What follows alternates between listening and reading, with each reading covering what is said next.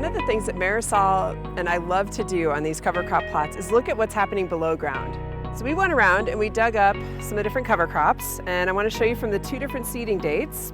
I'll hold the later seeding date in my right hand and the earlier one in my left hand. So here's July 31st and then August 17th for the faba bean.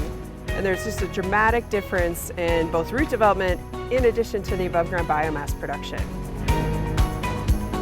If we're looking at some of the brassicas like radish, we have the July 31st and then again the August 17th seeding dates. And there's a huge difference again in the roots and probably the depth that that taproot is reaching down into the soil.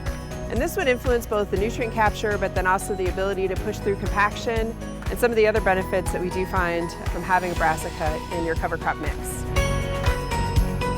Let's take a look at the winter annual of cereal rye or winter rye.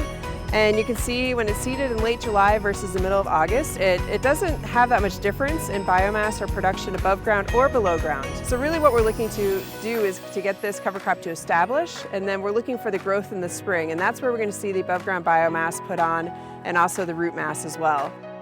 However, when we look at the sorghum, we can see the earlier seeding date versus the later. Number one, these were killed off by the frost from the above ground biomass, but there really wasn't much opportunity for this cover crop to put on a root, to do any good for the soil health benefits of building soil structure or aggregation, for creating habitat or food source for microbial communities. This is why we don't seed these warm seasons late in the season after a short season crop.